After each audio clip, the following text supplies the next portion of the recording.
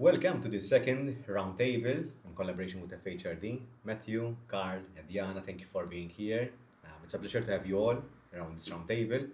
And today we're going to talk about psychological safety and inclusion, something that all of us around this roundtable touch upon during our daily lives. And I would say psychological safety has become sort of like a buzzword of sorts, especially in recent times as well. So I think, or at least I hope, that through this conversation we manage to coin the meaning of psychological safety and how this translates to the place of work, particularly from the HR perspective. Carl, you're across me, and what does psychological safety mean to you? Thanks, first of all, Daniel, for the invite. For me, psychological safety is ensuring that the person feels comfortable and open to speak up. But there is also an element of maybe it's easier to say what it isn't. So when you go to a workplace, you realize that people are walking on eggshells. So that is what it isn't. So psychological safety is when people feel comfortable to speak up. And I think it is important also to develop, great teams, because if you're not comfortable to share your ideas and to speak up, then it's likely that you're going to keep things on the back burner and not contribute. And then we're just following whatever is being told to us. Mm-hmm. I love the way the don'ts. Usually we tend to remember the don'ts rather than the do's. So thank you for and I like the analogy that you use, the walking on eggshells. I think that's a very fair way of framing it as well. Matthew, what comes to mind when it comes to psychological safety? To add on to what Karl is saying, I think I would say and it's called growth schema. So it's about having a growth mindset where people don't feel threatened by feedback, but because of the safety that there is, they're welcoming feedback and they know that it's coming from a good place because people are there to help each other and obviously the organization grow. Mm-hmm. Diana, how about you? You left me for last. That Yes, means that I best have for to last. dig in a bit more. To add on more, first of all, thank you as well for inviting You're me. welcome. Pleasure to have you here as well. To me, to add on to what both of them are saying is that you also are not afraid of making mistakes. So the moment that you feel that you can take a risk or ask a difficult question, knowing that you are not going to be judged for it, is when you have that psychological safety. Mm-hmm. When it comes to our listeners and followers, we have a bit of a mix. So we have people who are in a leading role and people who are not. And I think when it comes to psychological safety, like any buzzword, it can be taken advantage of or abused of. And there's a bit of a fine line between ensuring that the place of work is safe and making sure that you're transparent and all of these nice things. But at the same time, it can be taken advantage of as well. So how, from the leader, let's start from the leader's point of view. From the leader's point of view, how can they show vulnerability, be inclusive and to ensure psychological safety, but not be taken for granted or abused of? You have something to say? And we have 1 minute to answer this. No, we have the whole hour. Because when you're asking the question, I think it's a question that we can ask about any kind of relationship.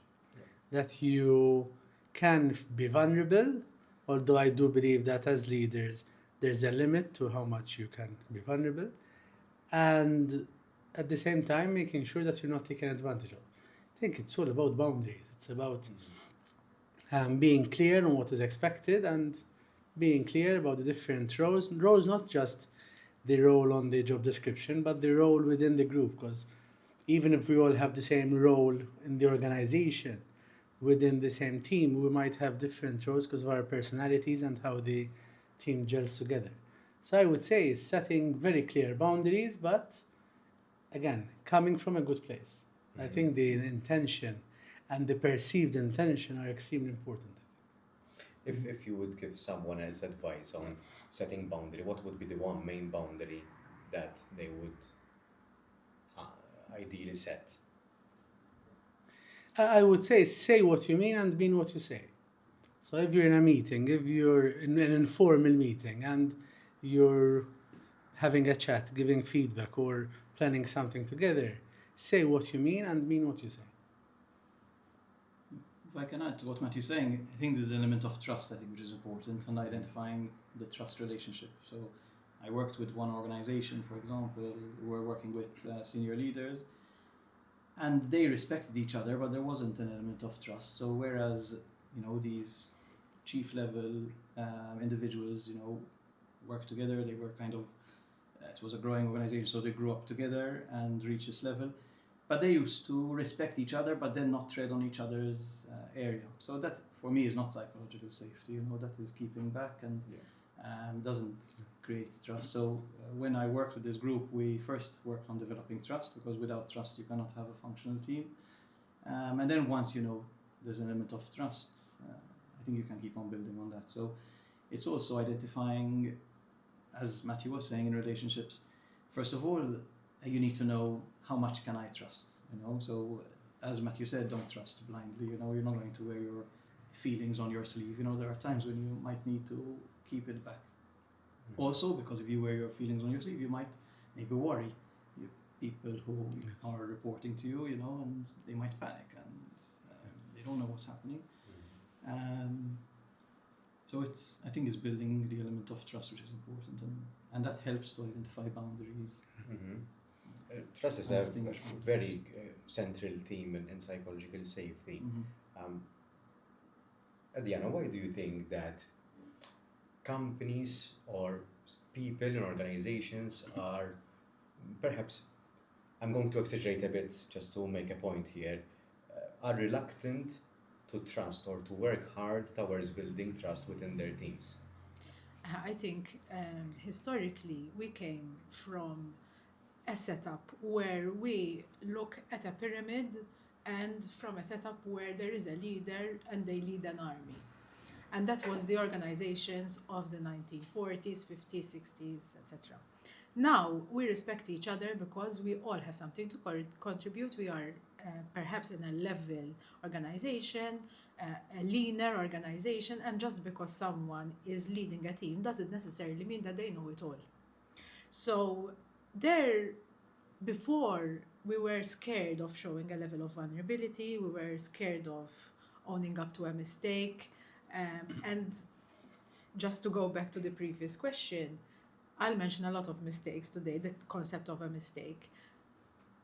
It's okay as a leader to say upfront and own up to a mistake. That's how you build this level of trust. Going to your team and showing them, I made a mistake here. With hindsight, I should have done this, rather than letting them finding out that you actually made a mistake, because everybody's smart and they will figure it out. So hiding that mistake will not build that level of trust with them. That's how I feel. So this vulnerability of keeping things to your chest and like you're a know-it-all is what breaks this level of trust, in my opinion. Not sure if I'm answering your... Yes, you are. But it's quite, going back to the original statement as well, is that it's quite tough to strike that balance.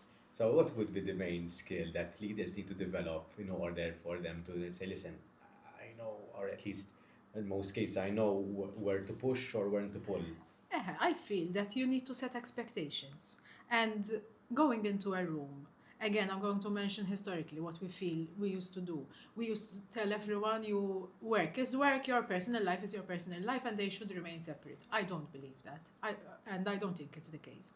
I believe that a person is a person, and if I have a problem at home, I'm going to take it with me to work, and I might be less efficient today, I might be less productive, or my brain will be elsewhere today, and that's okay.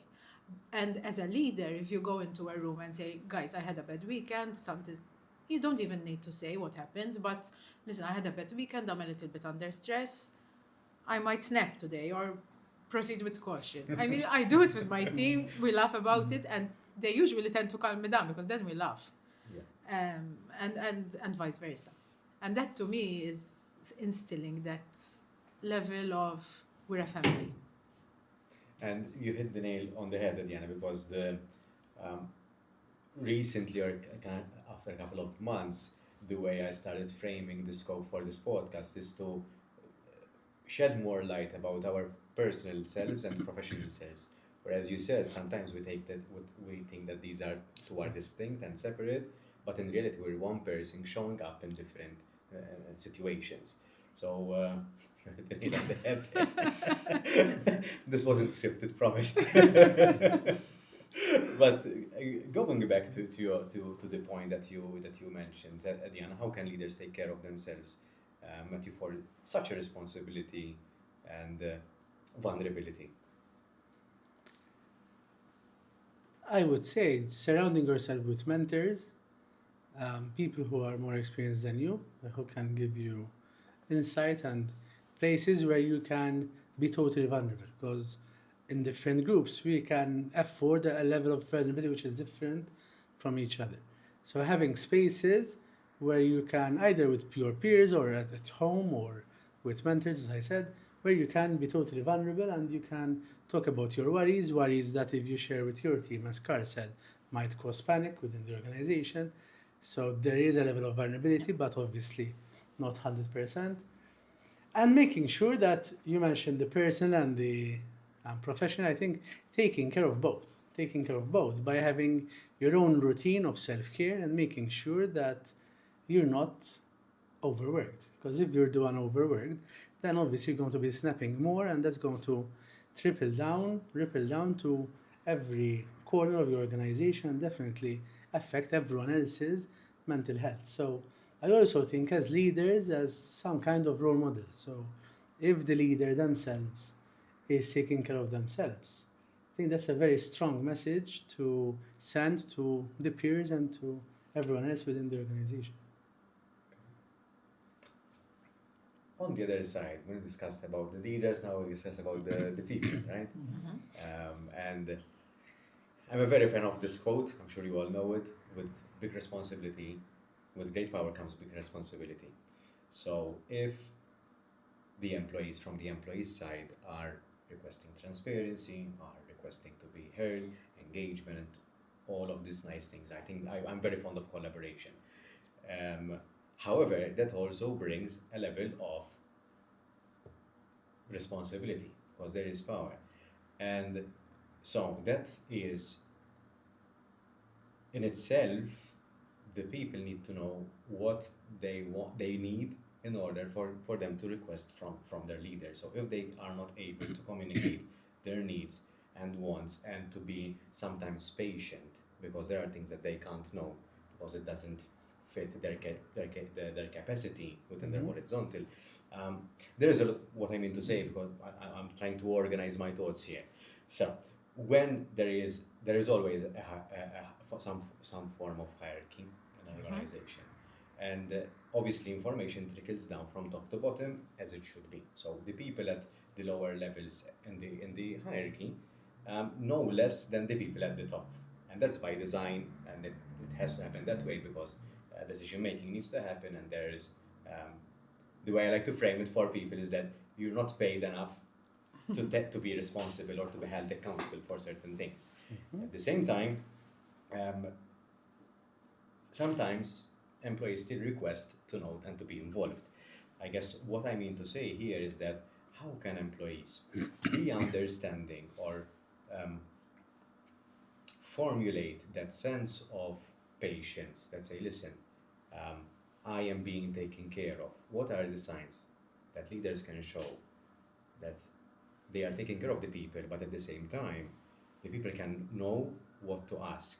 What are the right questions that people need to ask in order for them to have their needs meet? At the moment, I'm reading a book. It's called Mattering by Zach Mercurio, and it really focuses on this. That although we're so connected, with all this technology, people are more lonely than they've been in the past. And I think Matthew, you and your team did a survey on stress some while ago for leaders, and I think you shared some of these insights as well. So I think it's important to show people that they matter, that we care for them, that they're important. So if they were on holiday, it can be as simple as whilst you're on holiday, we missed your smile, we missed your jokes, we missed the cup of tea that you bring to me in the morning. But it also goes into the element of what are they here for? So what is their purpose? Why are they in this particular role? So I think that's an important element to keep in mind. So do these people feel that they are mattered? Do they feel that they know what their position is, etc.? I'm not sure that the lower the levels, they have less power, because sometimes they have more information. So especially if you look into customer service areas, they have more info, more data, and they probably can decide on things better than their manager. In fact, I worked with a hospitality organization, and within this hospitality organization, we had what is called Make It Right. So every individual, whatever their level, were given full authority to resolve a complaint, whatever they thought was reasonable to do at that time. Of course, there was training, and they learned what was reasonable, what was not so reasonable to give out. But the organization realized that the higher up it goes, up the decision level, the more expensive it's going to be for the organization to resolve. And also the more frustrating for the customer, because it's going to take a longer time. This gave power to the individuals. They felt that they had an impact on the scores that they were getting, the reviews, for example. They could do something about it. And if I were to sort of turn this a bit around, many times these people can share or not share. So they also have the power. So if they don't share the information, they don't share their frustrations or what they might need to get their job done, then it's likely that it's going to cost or take longer for something to be implemented, for example.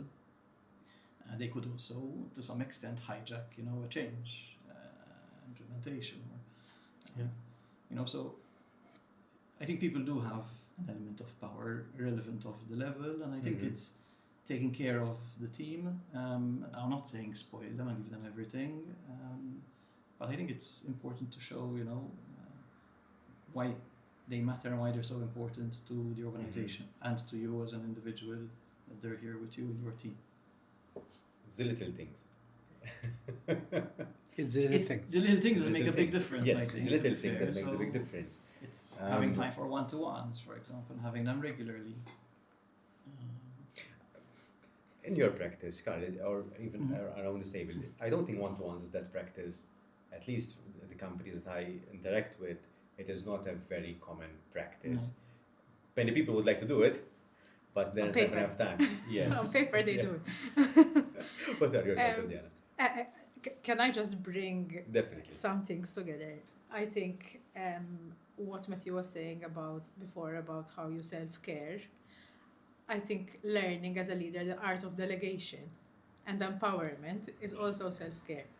And it's also giving the power to the people. Because people tend to be made managers or leaders on the basis of their technical know-how. Yeah. And sometimes we might feel that we find it difficult to let go of, not of the knowledge, but we find it very hard to delegate. And we start doing the same job as before. And on top of that, start trying to manage or lead people. Yes. And you frustrate. And then you become overwhelmed, frustrated, you won't have time for these one-on-ones because you're not delegating. And then suddenly your team might feel that, listen, I need more power, I need more communication. Yes. I have no idea what's going on because I don't have time for the one-on-one. Yes. Because he's still busy, they're micromanaging me, etc., etc. So to bring the two thoughts together, I believe that it's also a level of self-care, that you start focusing on the leading parts and letting go and empowering your people. Why? Because then you're going to help them grow. And to also empower the team, it's also about leading a conversation with questions. So rather than just giving out the information, when somebody asks you or shows a level of frustration, you then, and you teach me about this, but you ask, okay, so how would you solve it? How would you make things better? Rather than you always giving the answer yourself. And that's how you help them grow. It's when you become the bottleneck yourself. I think when it's centered around the manager or the leader, then you become the bottleneck in your own organization. When I think the leader's job is to forecast bottlenecks and open them before they even exist. What I was going to add to what Ediana mentioned is that the way I encounter that statement is through, but unless I do the operational stuff, the day-to-day stuff, it feels I'm not working. So for some reason, I'm not sure if you experienced this, but for some reason, the strategic thinking, the thinking ahead, as Matthew mentioned, and the one-to-ones, thinking how to develop the team, that is not perhaps seen as work because might not yield visible results. Yeah. So the easy way is to do the things Yeah. and not to delegate. Not sure if you experience the same thing as I do. on And that I feel regard. it's the difference between what makes a person a manager and a leader, in a nutshell.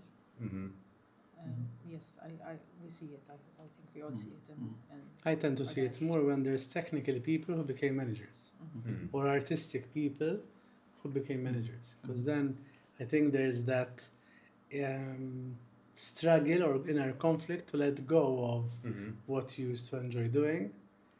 And because you used to enjoy it so much, you think that only you do it right. To delegate and be the one overseeing other technical people doing what you used to doing. So in a way, that's not a natural progression. So you don't. This the centuries long where leaders are born or made. It's a bit of a mix of both, but there needs to be a mindset shift at some point in time. So I think it comes with the role. It's just not written in the job description, but it is the strategic thinking. And I've noticed this through my involvement in Scouts. Once you're in charge of a group of people, even one person, you are responsible for their growth, their development, and I wouldn't say symbiotic to some extent, but they need to take care of you as well to some extent. The level of responsibility differs. In psychology, we use the transactional analysis, and that comes to mind quite often, where you have the parent, the adult, and the child. And in most cases, the manager is seen as the parent or takes the role of the parent, even though that's not very ideal. But at the same time, it is so natural to take on that role because it's sort of like imposed.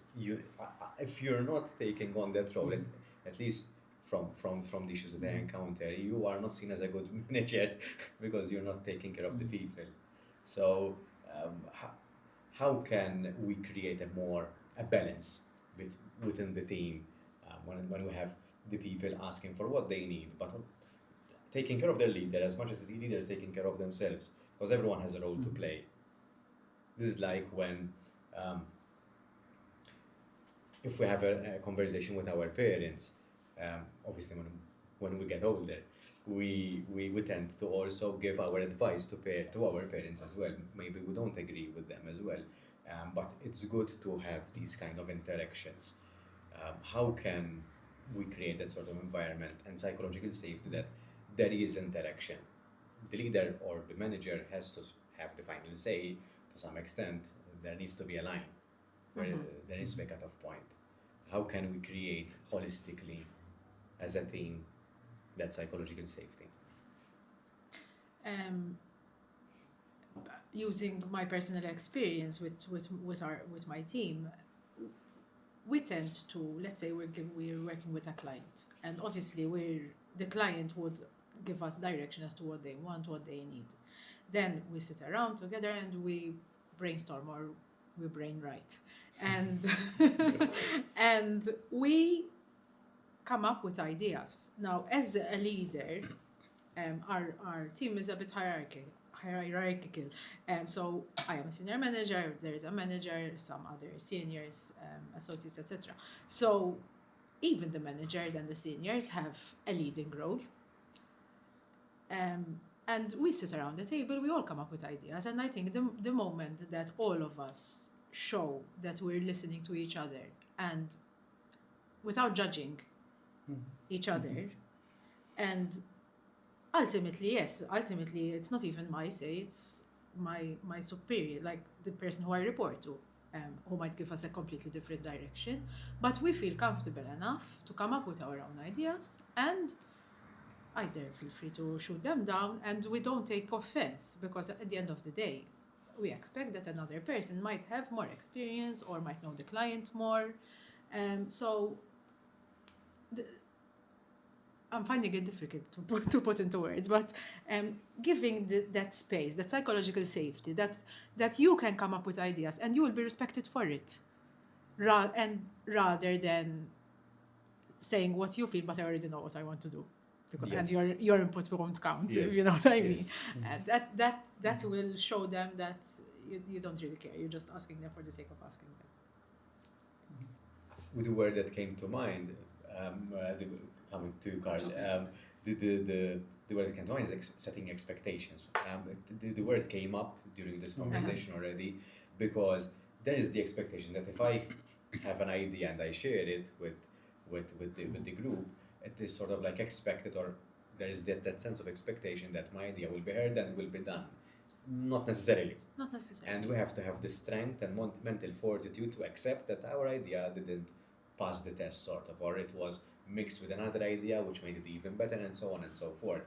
And that's the sense of responsibility that I was sort of like hinting before, because it doesn't mean that if I speak up, I will be necessarily heard at all times at any given moment.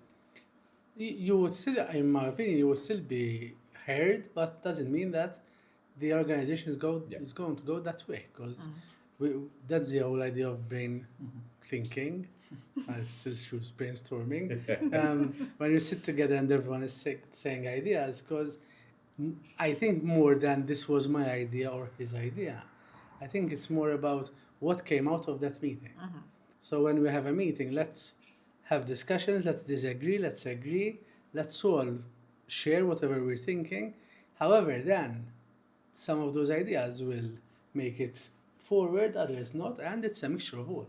But I think that if there's this meeting, even the ideas we are not taking into consideration going forward, they were still part of the conversation. And sometimes knowing what is by knowing what it isn't, you know? So I also think that if a leader connects on a human level with their employees, it's easier for them to see them as a leader. If they don't connect with their employees or staff as human, then obviously, and we're just here because we're task-oriented and we all have to do whatever we're being paid to do, then if the leader is having a bad day, it's their problem, because they're not performing, because that's how they treat us. So this is it's not revenge, it's the company culture, because we're all creating the company culture. And I do think that everyone has a sense of power in the organization, definitely, and information does trickle up as much as trickles down. But when it comes to company culture, I still think that the leader has a more influence on that, because they are punishing or rewarding what is happening, and by that, if you come up with ideas or you make mistakes and you get punished for it, in whatever way, it could be financial, could be socially in front of the others, you know, you're not going to risk making another mistake. And that is how the leader is influencing the company culture and the interactions, which will then backfire on themselves as well. I think it's the way how it's framed of sort of like shooting down an idea, or I think it's the way it's done that really affects. Karl, you wanted to add something? To add on what Matthew is saying, I think people want to feel that they have been listened to. So sometimes as leaders we need to shut up and just listen, you know. After all, it is a team sport and we have to play together. So it's working together. It was a great podcast. I enjoy listening to podcasts, especially when I'm stuck in traffic. Excellent time. Listening to music drives me a bit. You want to move with music.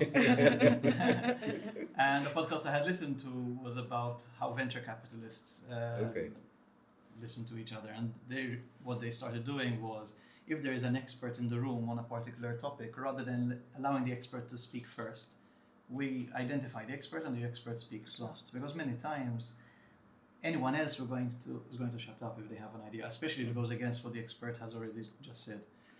So allowing everyone to speak first and hearing their say, you know, that element of safety, as Ediana mentioned, non-judgmental, allows people, to share their thoughts, share their ideas. And psychological safety exists because we're in an element of uncertainty, and we might not even know what the right answer is, and we're all a bit anxious about it, to be fair as well. So people coming up with different ideas and different concepts helps us to see things from a different perspective as well. I think it's also a way how you frame the communication. I know it's going to boil down to communication at the end of the day. Doesn't it always? But if you go into and say, I feel that this is the idea that we should do, what is your opinion? And that's how you... A fully democratic approach. Exactly, Yes, yes. that's how you start the conversation. Then obviously they're all going to agree with you, and they're going to be scared of, or potentially somebody will be brave enough to say, no, I disagree. But so it's going back to what Karl is saying, hearing everyone's opinion and then sharing your own or the way that you ask the question, or whether you nod if someone's telling you something, or whether you don't nod or start going the non-cues. I think it's about reading the room, because what we're all sharing here, from our expertise, is there are many tools that we can use, but the tool is fitting in that particular situation depends on the context as well. So I think the ability to read the room and to use the tool accordingly is as valuable as well. And reading the room, not necessarily having the sixth sense, but knowing your people, going from the human side as well. And here I'm going to throw a bit of a gamified question perhaps. Is or should inclusion be a focus or a byproduct? I was going to come back with another question on how would you define inclusion? Okay. What are we referring to here? Okay, so to me at least, inclusion is where we welcome everyone as people. So to me, inclusion is when we see each other as human beings. So irrespective of age, gender, sexuality, ethnic origin, we see each other as human. And that's something that usually one of my circle of friends signals a political debate. Because from my very personal opinion, I think we shouldn't celebrate, in an ideal world, we shouldn't celebrate gender diversity because we cannot accept automatically one another. I think it shouldn't exist in an ideal world, let's say. But anyway, I don't want to digress too much. 15 years ago, I was doing this engagement survey as an employee, and one of the questions was, can you be yourself at the place of work? And I think that really encompasses inclusion. Yeah. So let's go with that. If you all agree, let's go with that answer of the definition of inclusion. Should it be a focus or should it be a byproduct? I think if the culture of the organization is such a way where everyone has that psychological safety, it's a byproduct. It comes natural because everybody is accepting of who they are and who their team is.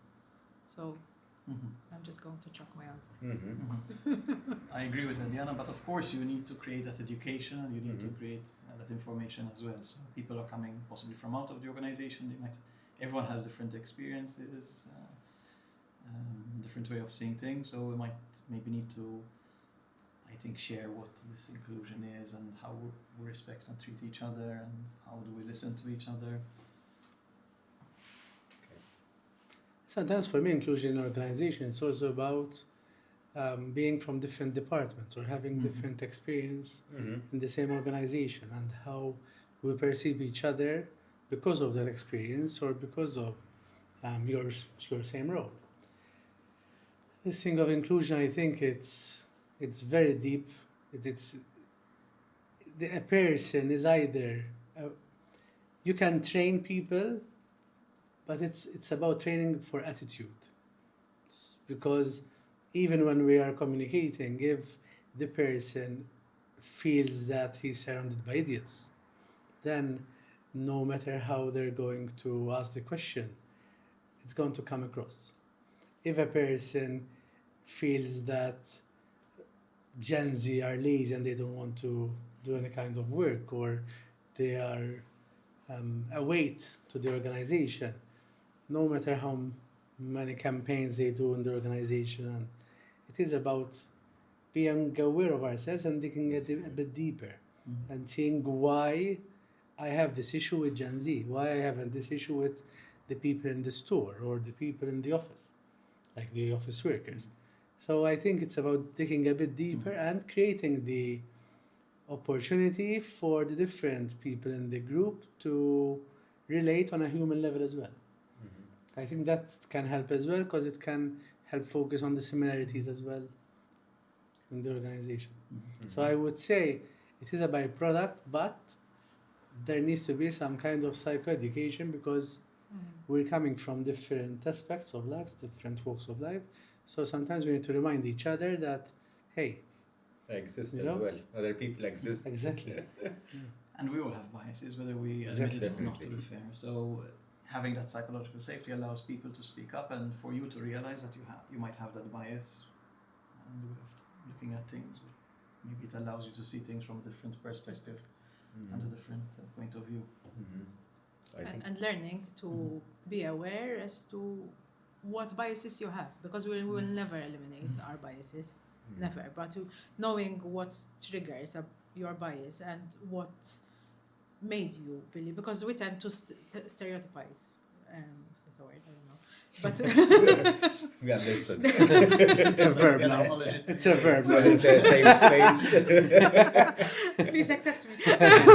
No, but we don't have time to try to find out what a person is really is. So we just put them into boxes, right? So and we there are the stereotypes. I'm a female. I'm Gozitin. I'm a parent. So right now you're all coming up with okay, Mela. But being aware as to what triggered that and leaving them out of the organization is what I believe not a leader, everybody should do. Yes, and what you shared, and yeah, to me, it's like whatever you mentioned, that you should, because you're a human being, and then putting all mammals in the space, right? I'm not an animal activist that I have two dogs, I love that. So what I mean to say is that because you're human, it's irrespective of where you come from and what you do, you are worthy of respect, you are worthy of love, you are worthy of acceptance. So I think, yes, we all have biases, and we all have attitudes towards someone or a demographic group or whatever, but I think we need to look beyond. So I think we all agree here. I think, yes, there are some inclusive practices that we should do at the place of work or elsewhere, and with relationships, but ultimately it's how we see other fellow human beings besides ourselves.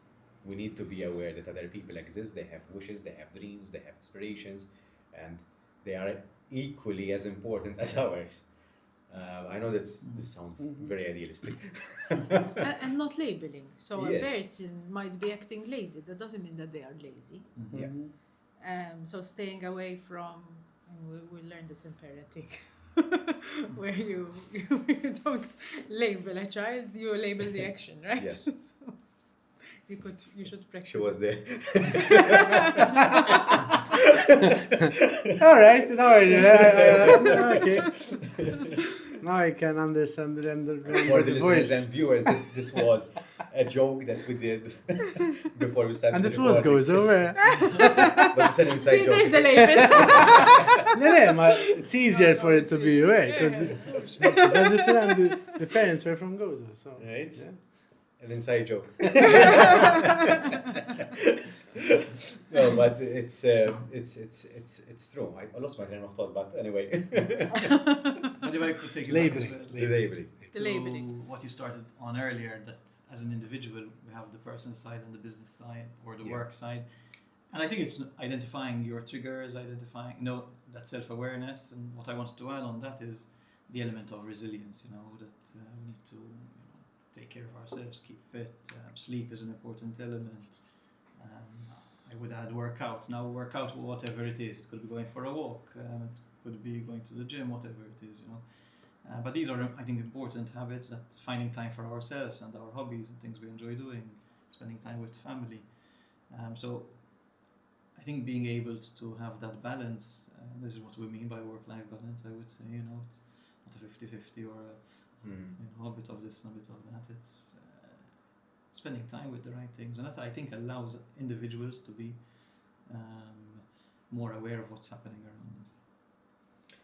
Something again to bring everyone's thoughts together as well, and something that was coming out from what Ediana shared earlier on is we can see each other as human, but we need to learn also as leaders, and as I think everyone should be to hold each other accountable. I think accountability is becoming very popular as a word, but I don't think we're sure to understand what it implies.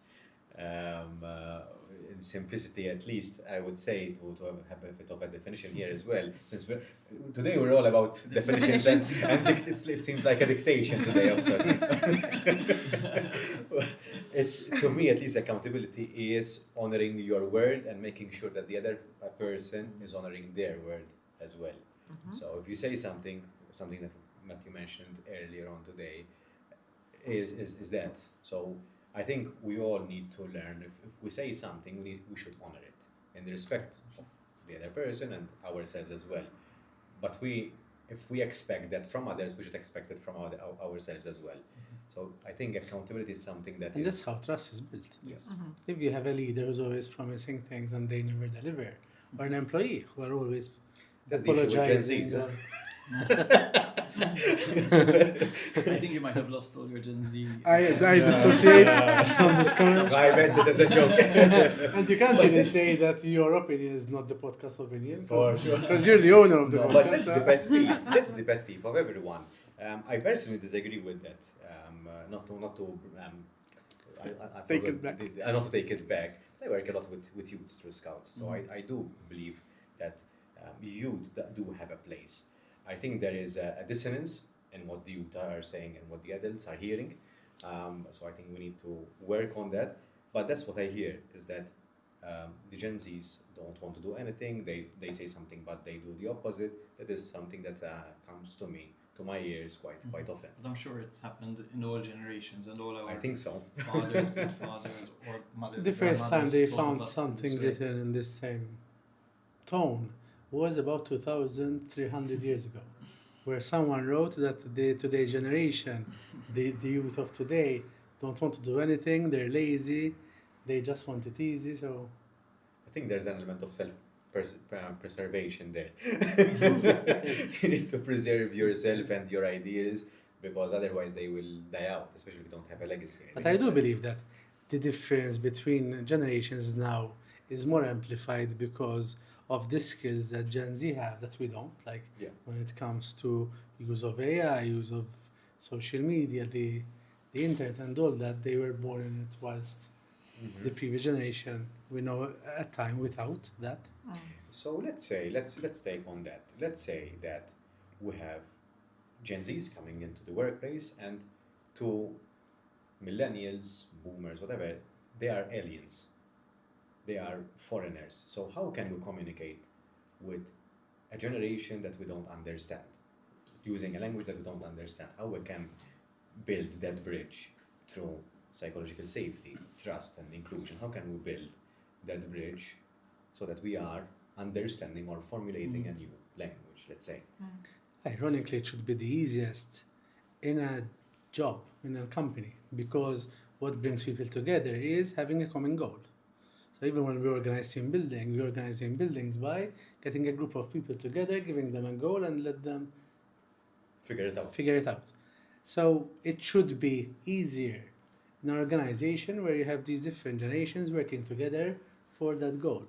But if the individual goal is to look better than the other, or to put the other person down, or scared that they're going to lose their job, or that they're put into competition with each other, then it's going to backfire on the whole organization.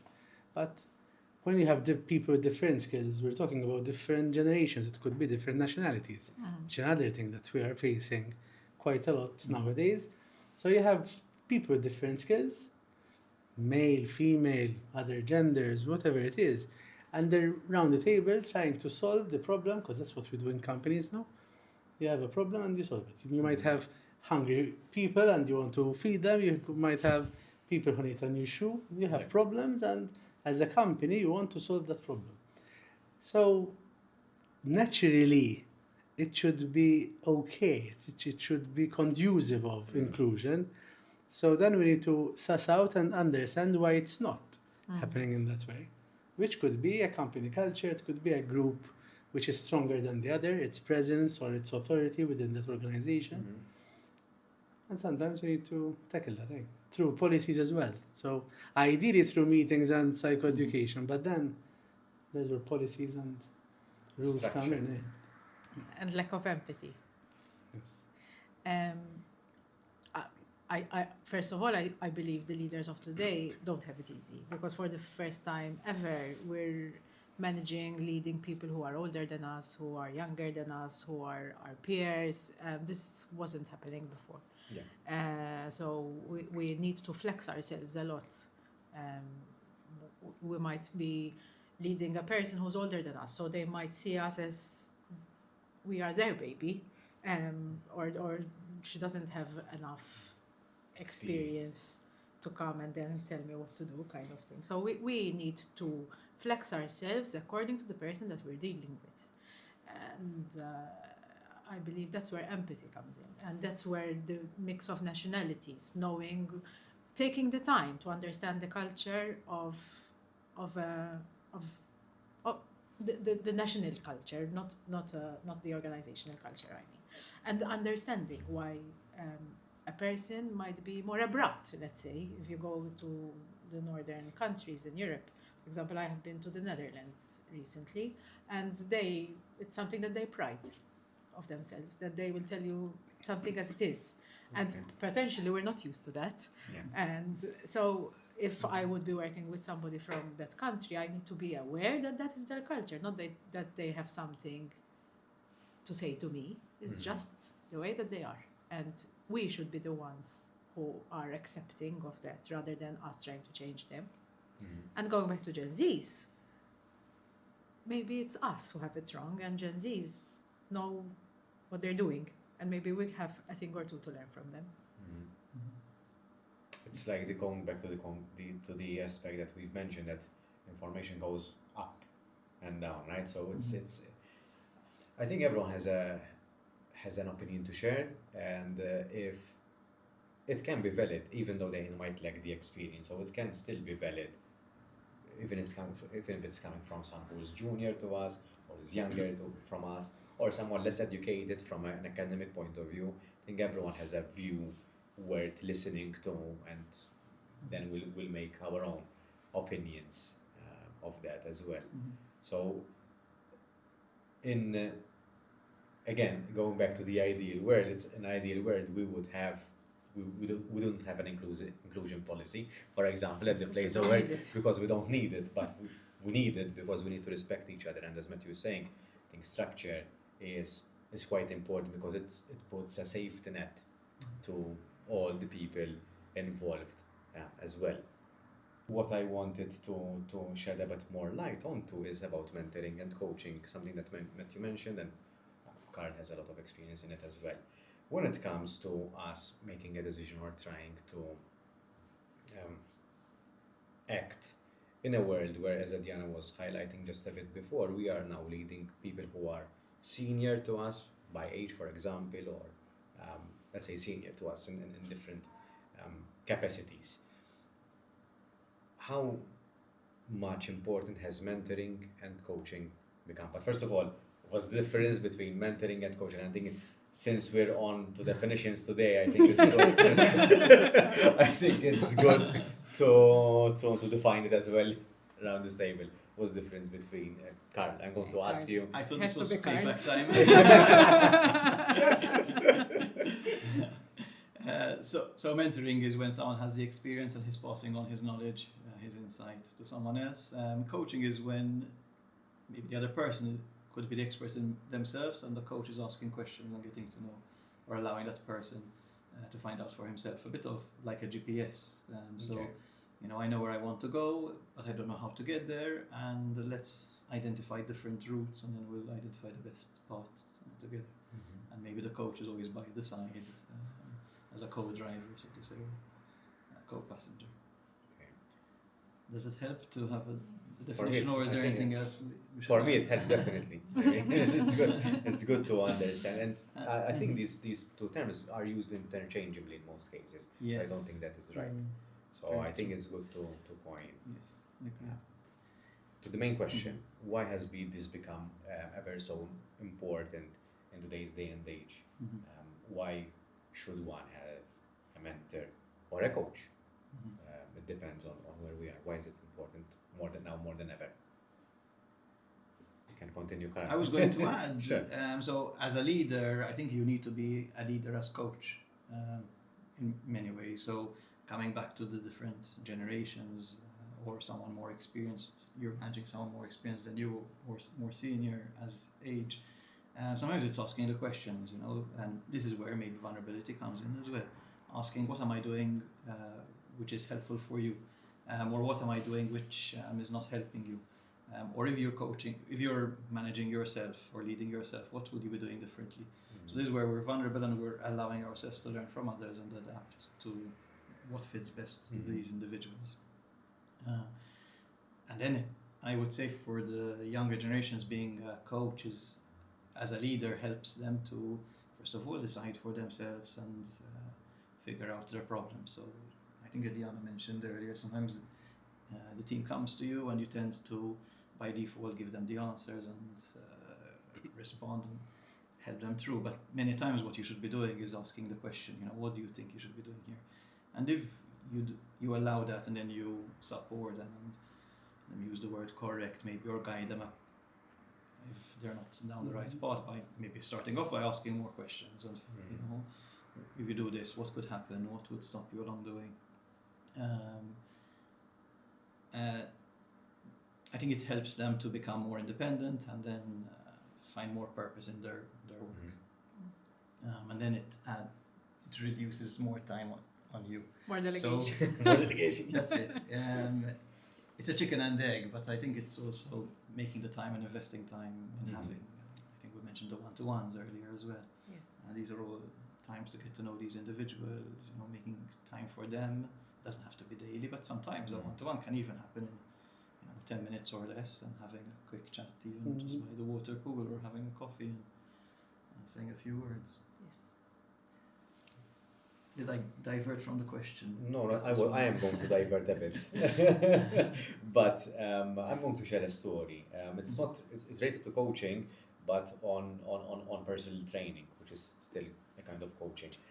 To me, having a coach is you going from point A to point B faster, and this is something that I came across and I understood through my personal experience. So when it comes to physical exercise, I've always done something.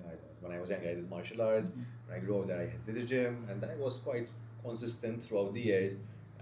Sometimes more, sometimes a little bit less, but I was always quite consistent. I think around 4 years ago, through a chain of events, I ended up having personal training, and I did that for 3 years until last year. Receiving. So, no, not giving. Even I don't want to add another thing on my plate. And I'm looking at my To sister train and I'm less, like, no, to train more, but not to do it myself. I'm this time I want to be on the receiving end. And so let's say I've done training for 10 years. Ever since I started personal training, in 3 years, I think I saw more progress than I saw in 10 years.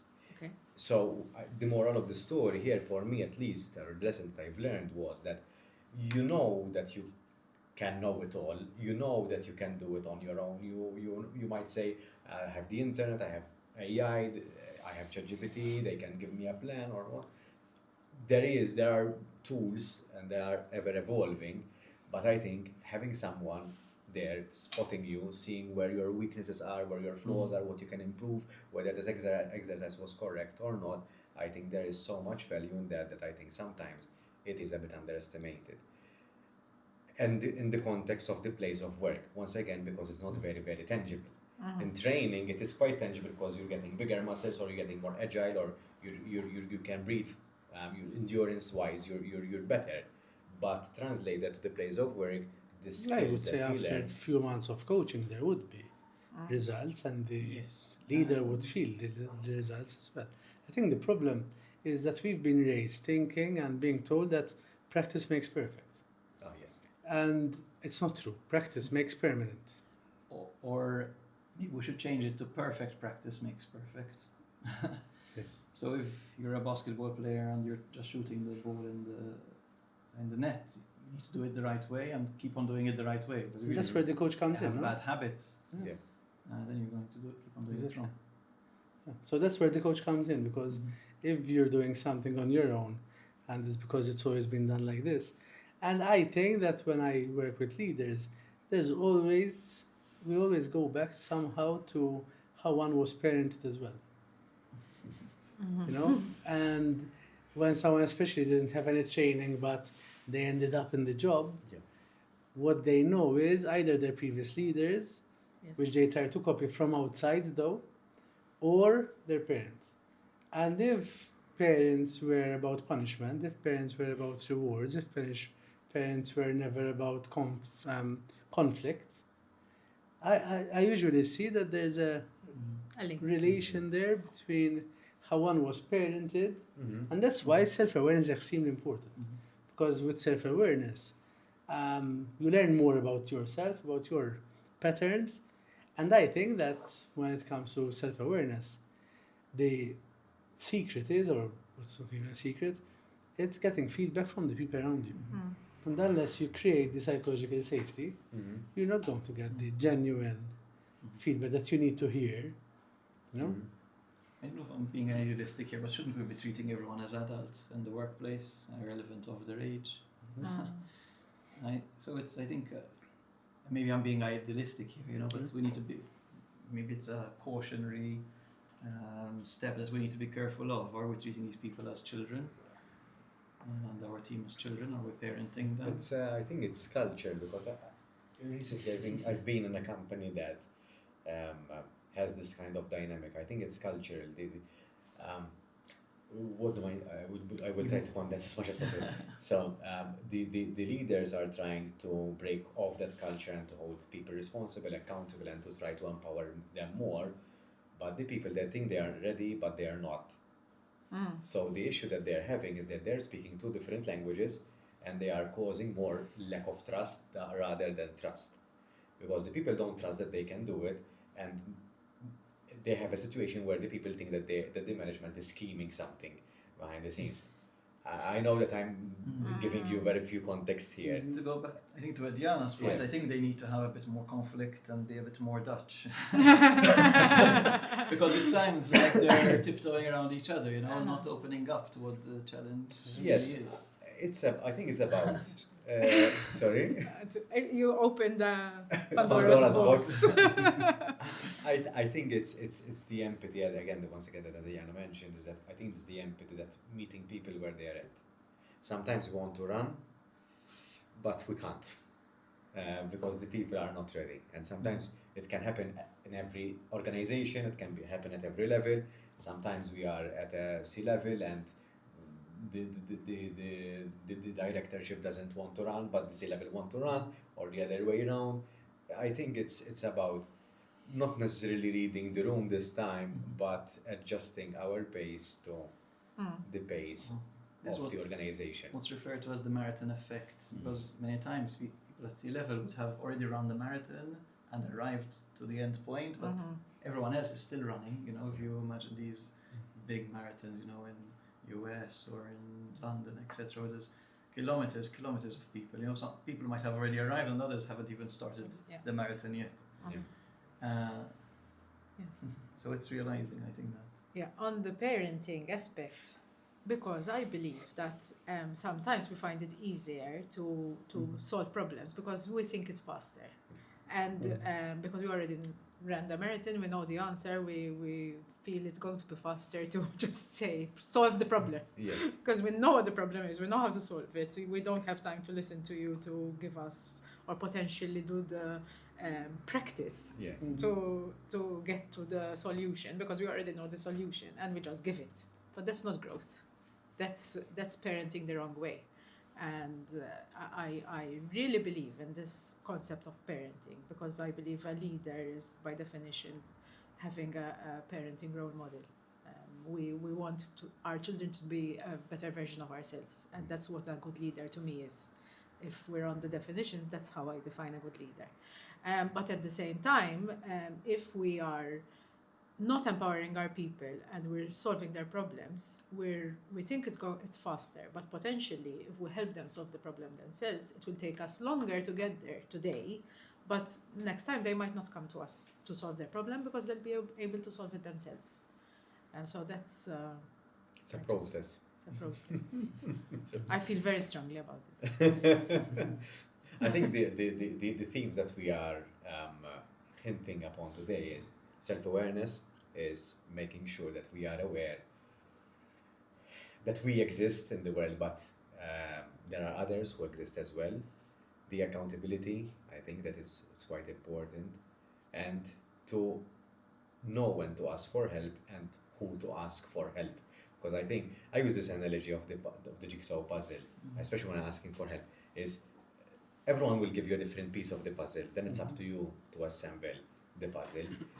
Because sometimes we tend to think of our closest friends, partners, or family, that they will give us the entire jigsaw puzzle all already assembled. That, correct me if I'm wrong, Yes, Matthew, yes. I don't think that is the case. Everyone gives you a piece of the puzzle. Because if we expect that from the people around us, especially the people closest to us, to give us the puzzle already assembled, we create an expectation which creates separation.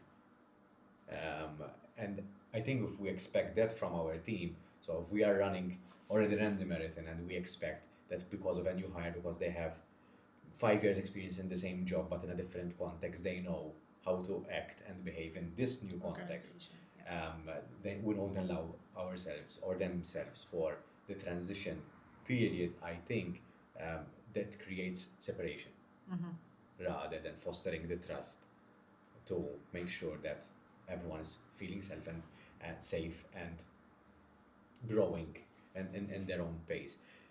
Then comes the issue of boundaries. So I think we should have boundaries, set targets, and if we notice that people are taking advantage of us and of our kindness, I would say, then we have to have a bit of a different conversation. But again, it's a bit of a something that I think many people tend to avoid.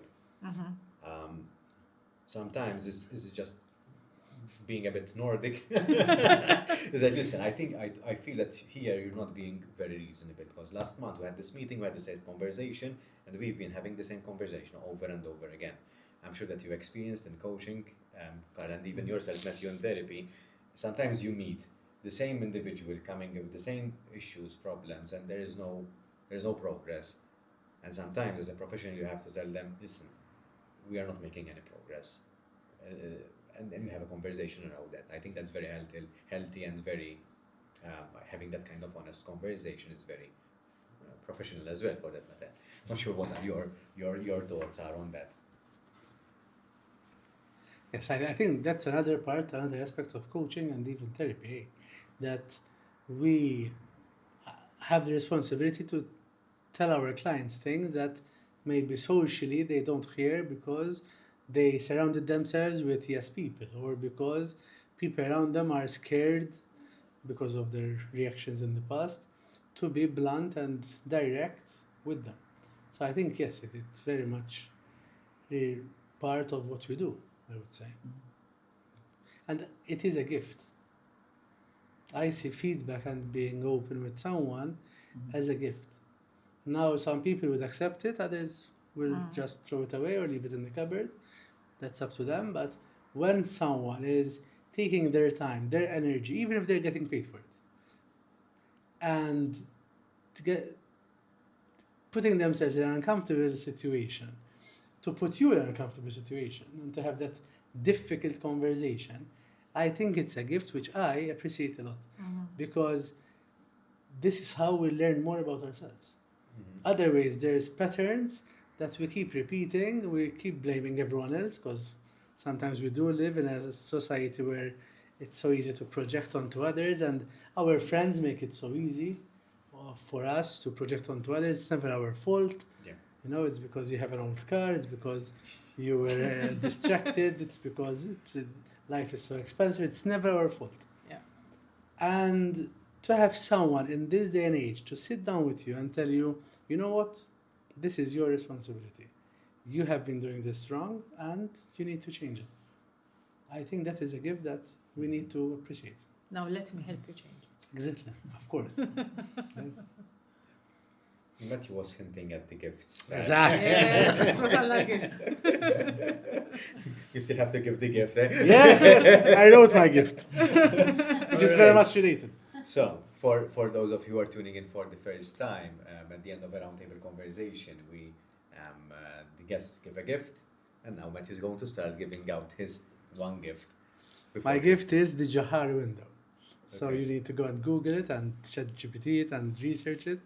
But the Johari Window talks about the different aspects of what you know about yourself and what other people know about you. And self-awareness is all about having that area which is known to yourself and known to others, which is bigger by offering a safe space, psychologically safe space, for people around you to be honest with you and give you that feedback, even if it's going to make you feel uncomfortable.